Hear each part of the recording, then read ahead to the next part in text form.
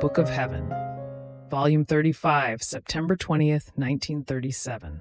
How the divine will never stops and seals with its eternal love all the works of the creature.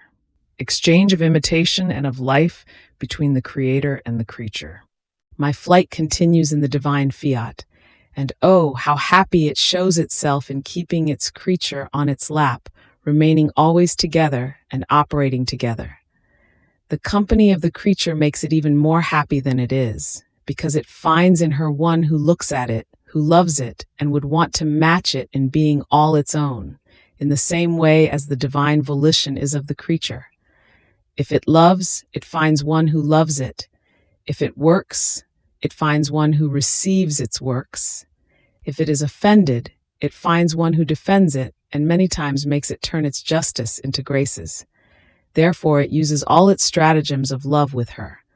But while my mind was wandering in the divine volition, my sweet Jesus visiting my little soul, all love told me, "My blessed daughter, the love of my will never stops. It is always looking for new devices, new inventions of love, even to the extent of enclosing the one who lives in it inside the intimate hiding places of its loving secrets. And it shows to her its intimate creation of ever new and increasing love, in which it keeps the blessed and the pilgrim souls as though within one single breath of love. It reveals to her new arcane and celestial secrets of our divinity, giving her unheard of news on where its loving power can reach, as well as its prodigies for one who lives in it. As long as it finds her in its will, it takes delight in telling her ever new things, and in giving her new surprises of love. Even more, listen to what it does. It makes itself small within her, while remaining immense, and it loves and says, "Ah, the creature loves me the way I love her." And since nothing other than love can enter into us, this will of mine, as though shrunk inside the creature, turns everything she does into love.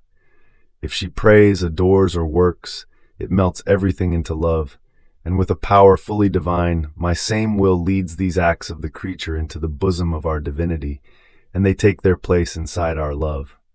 We look at these acts as our acts, and we feel in them the eternal prayer of our love, our adoration, all of love, our eternal works of love, and oh, how we remain glorified and delighted, because the creature can say to us, "My prayer, my adoration, and my acts are eternal. They are invested with your eternal love. They have been made so by your divine will. Therefore I love you as you love me." This is precisely our folly, our delirium of love. We want to operate and love within the creature as we operate and love within ourselves. But only our will, reigning and operating within her, can reach such an extent. In fact, if we lower ourselves, it is not to lose our divine being within the finite, but rather it is to elevate the creature to infinity, and to give her of our own, sealing her littlest acts, even her breathing and her motion, with our eternal love, so that we can feel in her our breath of eternal love and our own motion, which does not move without unleashing love within hers. Therefore, the whole of creation was nothing other than an outpouring of love. We wanted to associate with our works, and with the creatures whom we delivered to daylight, so that we might love each other with one single love. My daughter, what suffering in not having been understood by the creatures! Because of this, we cannot receive the good of telling them who we are, of making ourselves known, how we are nothing other than love, and we want to give love in order to receive love. How I wish that everybody knew this. Then Jesus remained silent, as though drowned inside his flames of love. Afterwards, as if he felt the need to pour out more, as though wanting to set the whole world afire with his love, sighing, he added, "Listen, my daughter, to another greater surprise of our intense love, and to the extent of our delirium of love. Our Supreme Being loves the creature so much that we even reach the excess of imitating her. We make ourselves small. We enclose ourselves within her, and we want to walk with her feet, work with her hands, speak with her mouth, look with her eyes, think with her intelligence, palpitate and love within her heart. So, in order to do everything she does, and the way she does it, we want to have feet, hands, mouth, eyes, and heart like the creature has them. And we ask this of her as if we were not the absolute masters, saying to her, "Let us love each other. We give you of ourselves, and you give us of yours." In fact, since our Supreme Being is most pure spirit, it is step without feet, without walking. It is present everywhere. It does everything. It operates everything without needing hands. It is word without mouth. It is the light and can see all without eyes. But since we love her so very much, we like to imitate her. And this is an immense device of our love, which only a God can do. In order to be able to say to the creature, "You must imitate us, you must do it as we do," we say to her, "We want to imitate you and do it as you do." After all, she is our creature, the work of our creative hands. She came out of us, from within the power of our creative love. Therefore, it is no wonder that we want to descend within her, almost to imitate her and do what she does and the way she does it. This is nothing other than giving honor to ourselves and greater importance to our works. But we can do this in the creature in whom our will reigns.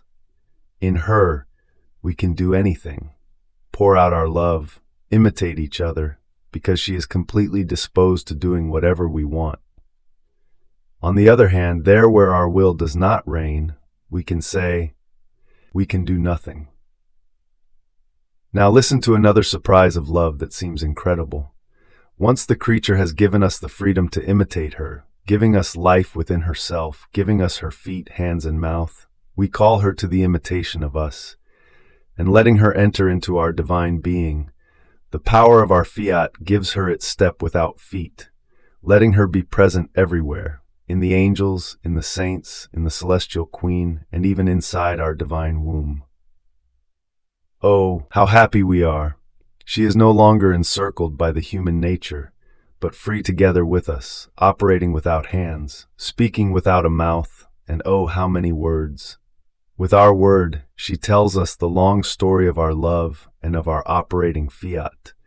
She feels our eternal wisdom being poured into herself, and oh, how many things she tells us about our divine being. She speaks and always speaks. And oh, how we delight in hearing the creature narrating to us what we are. So much so that, taken by our own flames of love, she feels the need to love us without a heart, because the heart has its limits, while our love without heart has no limits. It is immense, and so the creature gets rid of the heart and loves within our infinite love. See, my daughter, could it ever be possible to give surprises of love more beautiful than these? To feel the pleasure, the taste of imitating her. Doing whatever she does as a pretext of love in order to call her to imitate us and make her do what we do. The abysses of our love are so many, and what's more, it keeps searching for ever new devices of love. I cannot say what I felt inside my mind. Immensity of light, which, converting into words, spoke of so many devices of love of my Creator. And my sweet Jesus added, "My daughter, keep listening to me. Our love is such that it seems it gives us no peace if we do not make new inventions of love in order to love and be loved. If we did not do so, we would condemn ourselves to idleness, which cannot be in our Supreme Being, because we are a continuous act of ever-burning love and of never-ending works. Our wisdom is such that it always does new things. Now, wherever our will reigns, we enclose ourselves inside that creature, and we pour out our love with abundance. We centralize everything we have done, all that we do and will do, repeating in the soul our most beautiful works, the outpouring of our love, the new inventions of our wisdom, which knows how to do so many of them that the creature cannot count them. Oh, how many touching scenes we perform! She becomes our theater of love, the deposit of our works that never cease to operate, the refuge for our delights, joys, and happiness, the hiding place for our celestial and arcane secrets, the display of our varied beauties. But do you know why? To enjoy them together, because wherever our will reigns, nothing must be missing of our works. Our will encircles us within the soul, and makes us do in her what we do within ourselves. And this, because we want her to know who we are, what we can do, how we love, and to give her a more certain proof. We give her our love. We let her love as we love, so that she may find out for herself how a God loves and knows how to love. And in order to delight with her, we let her do together with us what we ourselves do.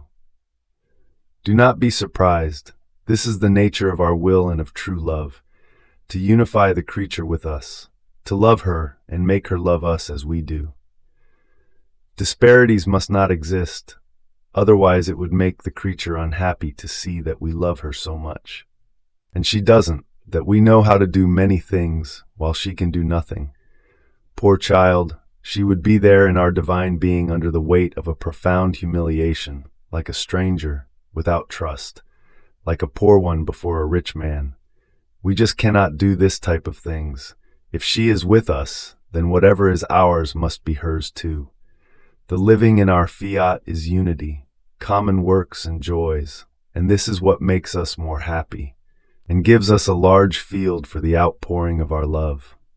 Fiat.